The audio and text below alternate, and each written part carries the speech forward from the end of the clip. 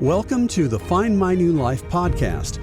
I'm Christopher Lapine, spiritual liberation author and speaker. This podcast brings you inspiration, hope, and answers for how to live a modern, God-centered spiritual life. It will help you have a more direct, deeper experience of God, find more happiness, and live your incredible God-given destiny.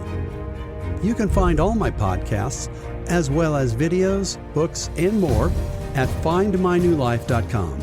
So, let's get started with today's show. Hello, welcome.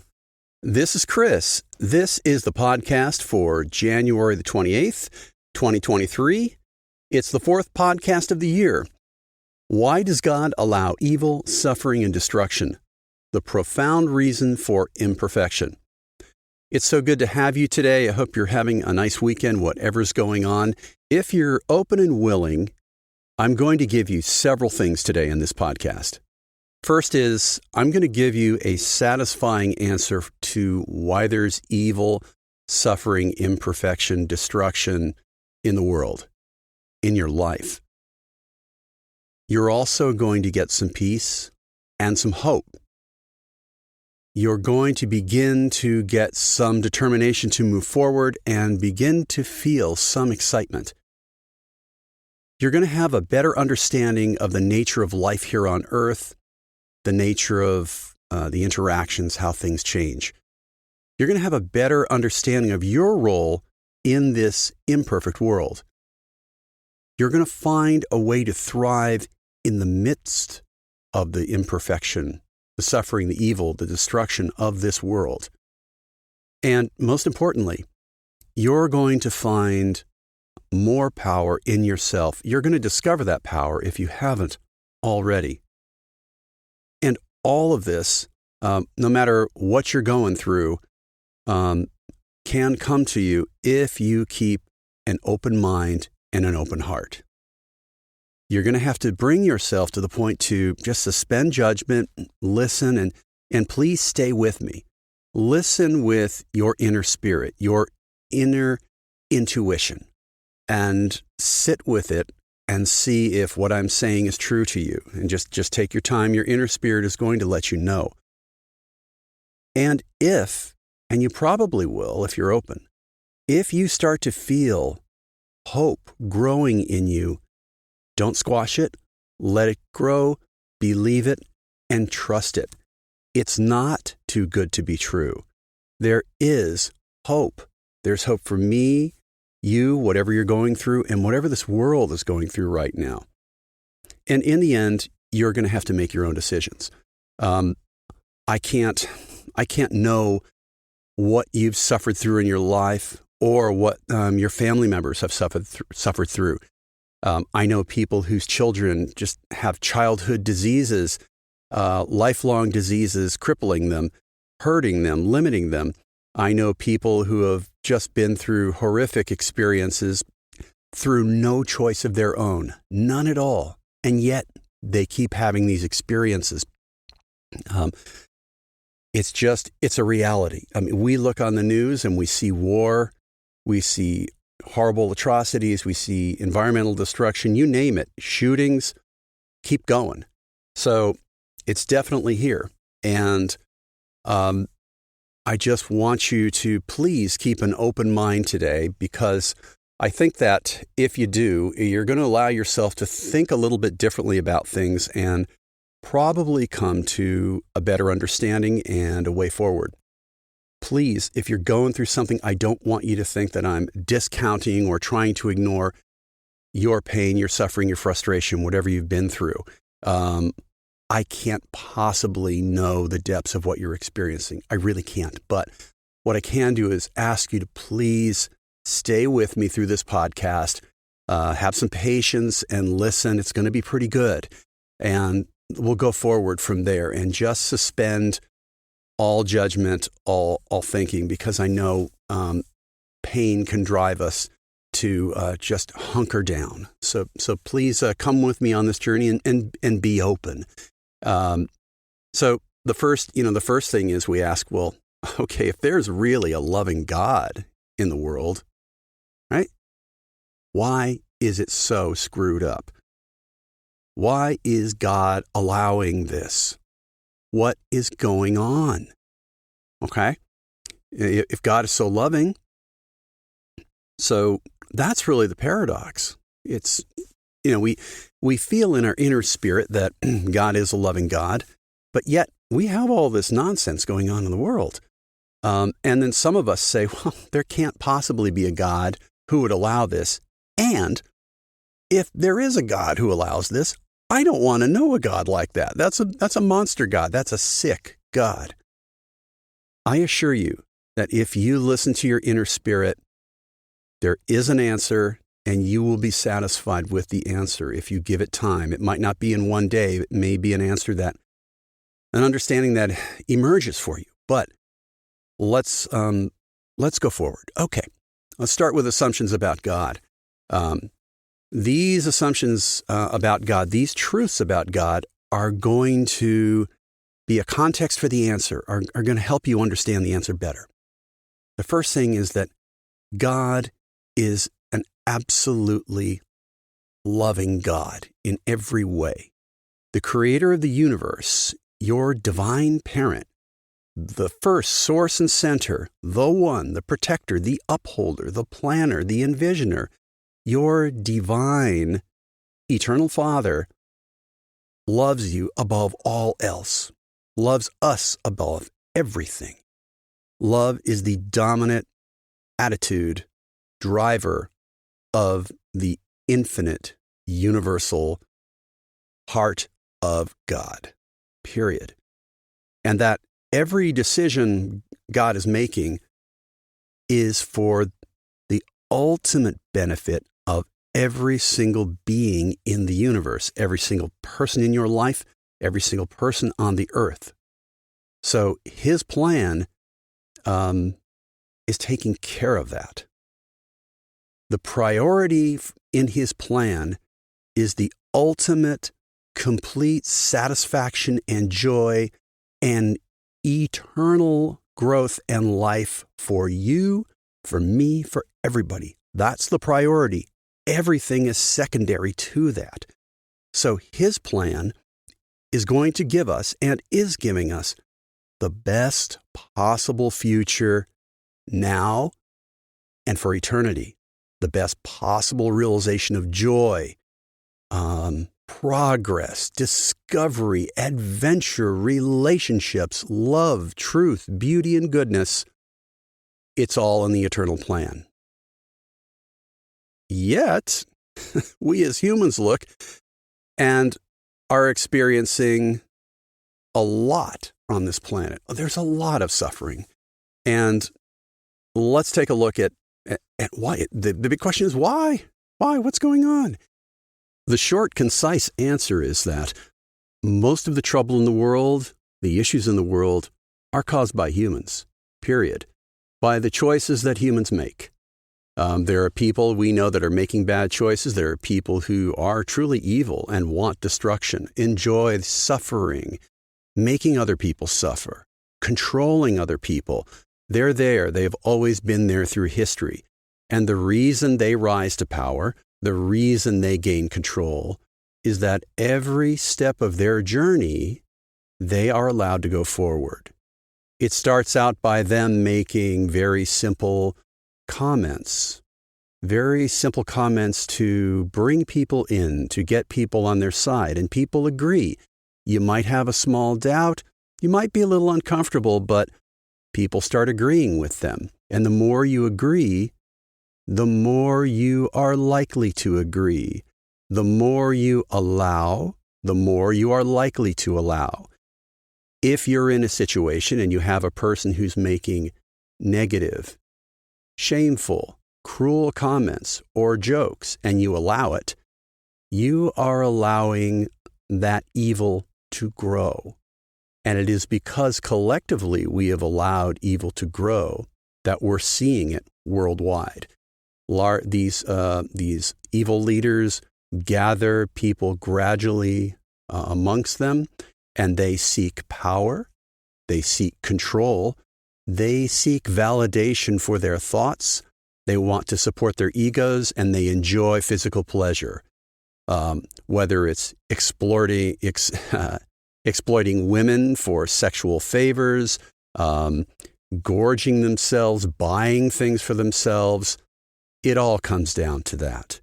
The reason we have the situation we do, the reason that it continues, is that not enough light has been shown to crowd out the darkness. That means all of us actually have the power to effect this change to the positive, to shine our lights, to move to the next level. And that is the true adventure. Each of us has a wonderful opportunity, a wonderful responsibility of the adventure of shining the light on good where we can. Courage and self-sacrifice is the key to making the world a better place. But the question remains, why did God give so much to this power of choice? Why does he allow it to go so far? Again, we have seen horrific examples in human history of mass slaughter, genocide, anything you can think of. Let's get to the bottom of that. Let me talk to you a little bit more about what God is intending along these lines, and see if this resonates with your inner spirit. Again, let me tell you, we have really two things going on, two ends of a spectrum. God could have created us absolutely perfectly in every way, so everyone would be kind and loving to each other. Everything would be an absolute paradise. And there are places in the universe he's done that. He didn't do it here for some reason, right? So this is what the reason is. Our destiny in the universe is to contribute, to help others, ultimately. Others after this life. And we are getting an absolutely unique experience in growing.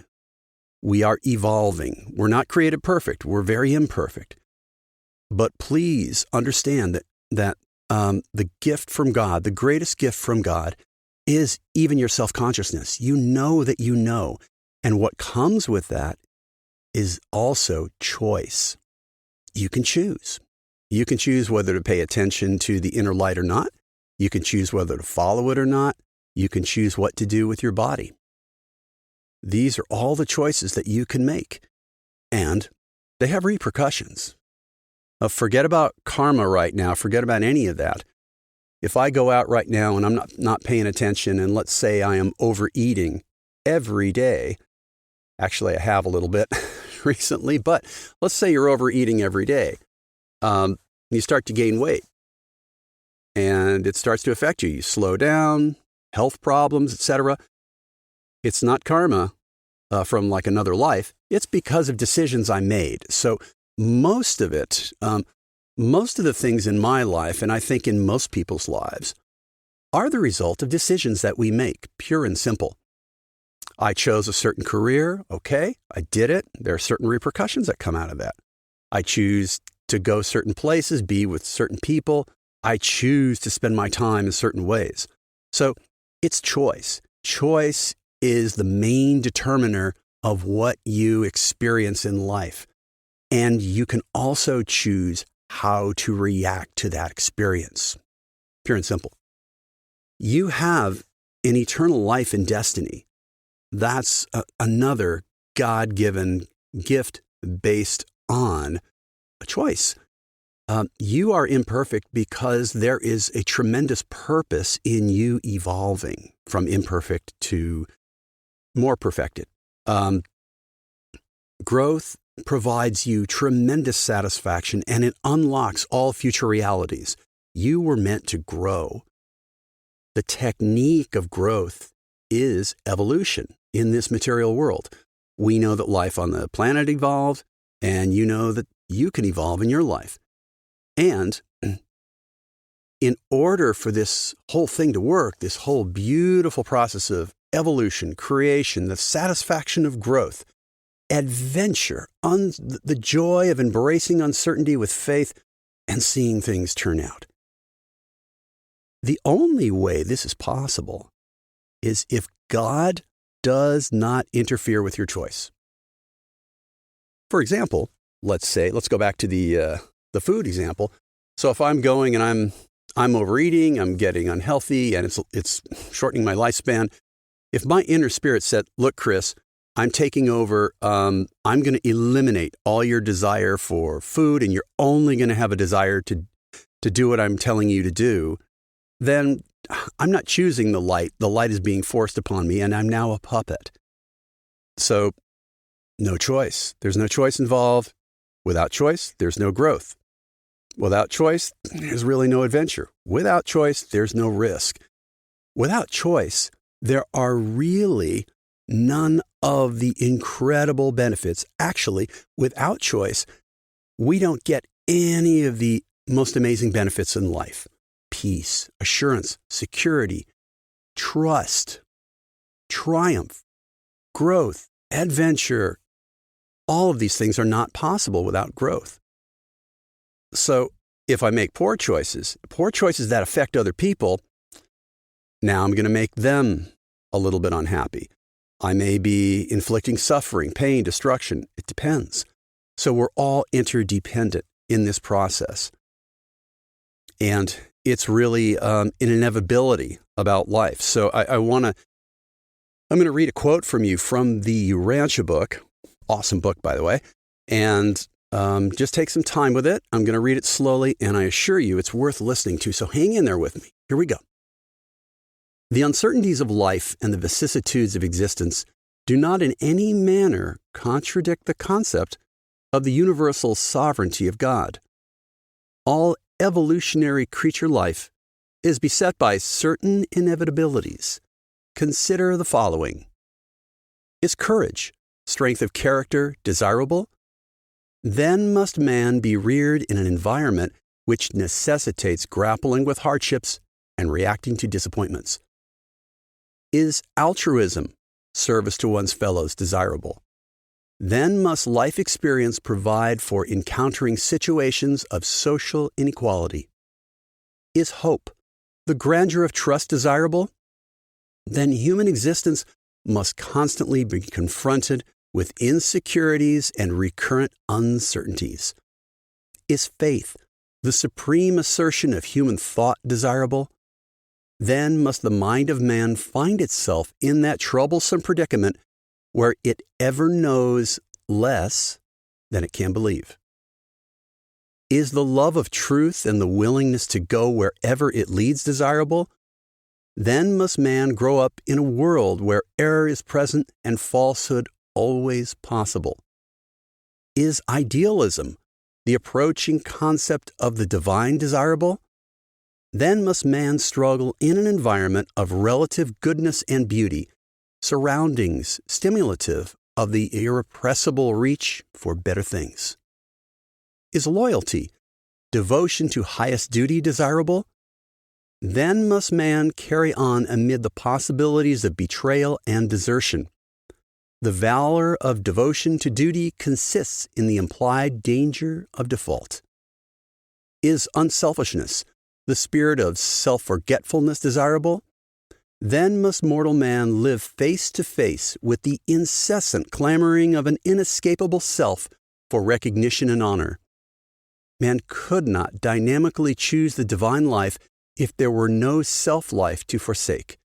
Man could never lay saving hold on righteousness if there were no potential evil to exalt and differentiate the good by contrast.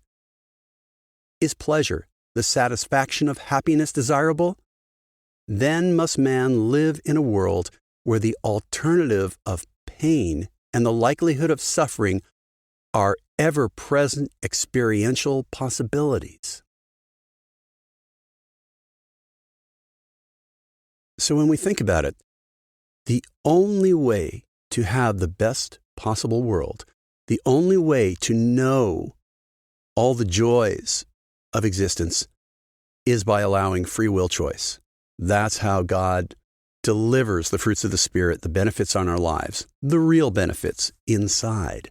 And those are the only ones that last after this life anyway. Choice.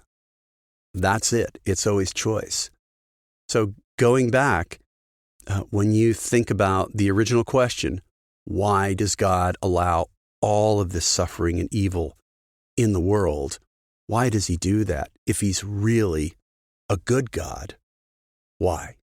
Why would I want to be cooperating with a God like that? Why would I want to know a God like that? Because he knows more than you do and is taking care of you.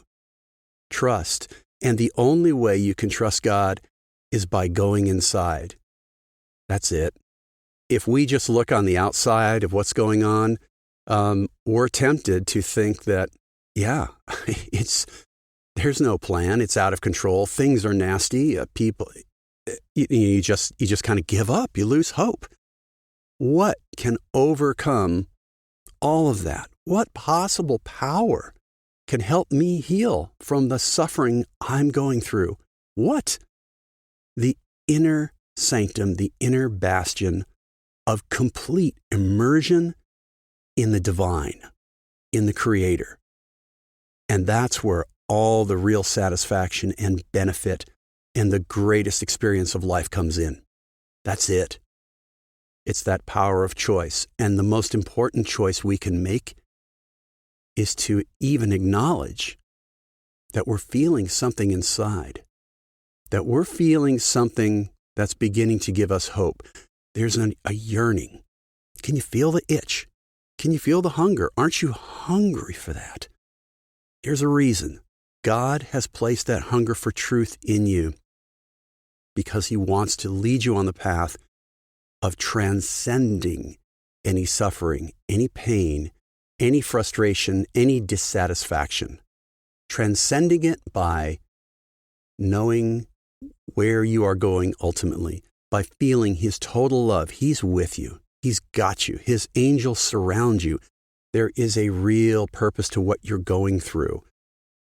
What you're going through may not be based on the choices that you made, but I can assure you it's not based on choices you made in some past life. It's the nature of life on this planet, and things are getting better on this planet. It's going to take a while, and one of the primary ways it's going to get better is by us working together and confronting evil, being willing to sacrifice and lay it on the line. Just praying doesn't work. Just hoping doesn't work. Just visualizing does not work. You've got to take that divine vision, supercharge it, and do what the Creator is telling you to do, and things will change in your life and elsewhere. Make those decisions. Have that adventure in your life, and you will transcend every pain, every frustration, every lack of self-confidence, everything you're going through. And those decisions are going to take you on new highways, on new trails to adventure and happiness and the transcendence of all the suffering and limitations that you have. It will. That's where God wants to lead you. Wholeheartedness is the key. When you feel that inside, accept who God really is. The loving, kind, beautiful God, no matter what people are telling you, no matter what you're seeing in the world. There are no middlemen. You don't have to join a group or an organization or anything. You don't have to subscribe to my website. Doesn't matter. Accept the loving divine Father within you. The Father put an absolute fragment of himself inside you. An absolute piece of him is inside you, your personal, unique, individual spirit guide. And that guide is going to take you from the earth to the portals of eternity on paradise. And that journey is a journey of choice and adventure and faith and joy and achievement, relationships with others, confronting evil, confronting suffering, making the world a better place. And that's really the greatest greatest gift of all is that adventure. It is not easy. It takes wholeheartedness. But I promise you, when you when you can try, when you put out 100%, that makes a difference in you. That allows God to come into you more and expand your capacity to receive more. You don't have to be wholehearted 24/7. You don't have to be wholehearted in every single moment. But in those moments when you feel the power and the light within, you feel the hope for goodness, give yourself 100% for as long as you can. It might be 45 seconds. It might be 5 minutes. It might be half an hour. But in those moments, as you're going through your life, keep that God consciousness. And those wholehearted moments will begin to merge into the next level, the next dimension, the next frequency, the next plateau in your life. My friend, whatever you're going through, whatever your children, your friends, your family, whatever you see, understand that there is no power on earth or in the universe that is going to triumph over the Creator's eternal plan for you and all of us and the universe. Nothing is going to stop this plan, and we get to take part in that. We get to take part in the evolution past the imperfections, the suffering, the evil, the cruelty that we see. We are going to transcend it, and that's going to be an amazing triumph as we make those small and those large achievements in our lives, those successes. We will begin to win those and go forward, and that'll be the testimony of an adventurous, courageous, successful, joyous, and triumphant life on this planet. However far it goes along, we know we're planting seeds for the future. We know it will get better, and everything that we're going through here will help us. The imperfections with our bodies, the diseases, all of that is the raw material to bring us to hunger for more inside and to transform ourselves through aligning to the will of the Father. This is the arena.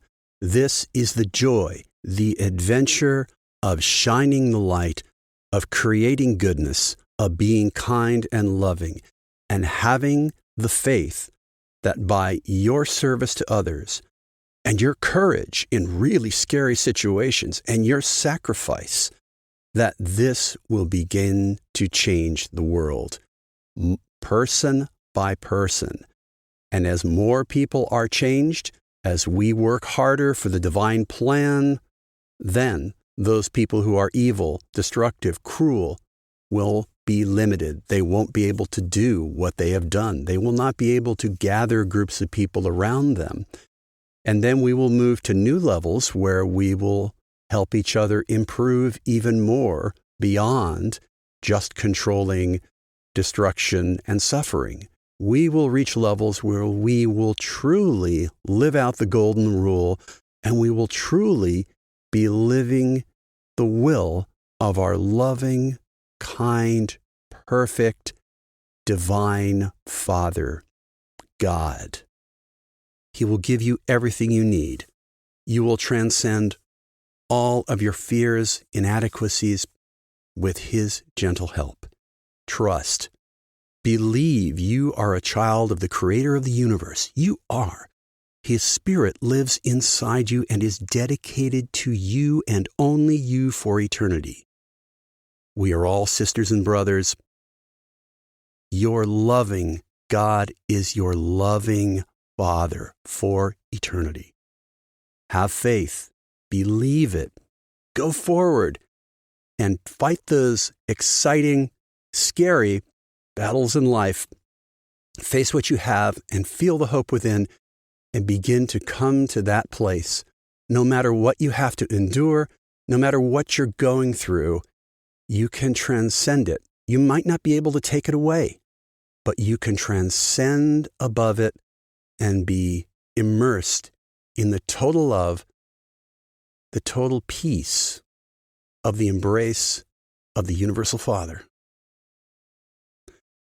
So friends, thanks a lot for staying with me today. This was a little bit longer podcast, but I think it certainly warranted it. This is a good topic and kind of an eternal question.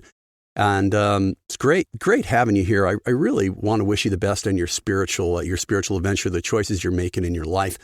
And yes, please subscribe. Please tell everybody about my channel and so forth. I want to reach as many people as possible. Check out the website, etc. I wish you truly, truly all the best, and I'll see you next week. Thanks for listening today. I hope it helped you on your journey. Go to findmynewlife.com for all my podcasts and much more. If you'd like to contact me with ideas or requests, use the Contact Me link on that website. I wish you the best on your spiritual journey. Remember, you are a child of God and we are family. You could claim an amazing destiny. See you next time.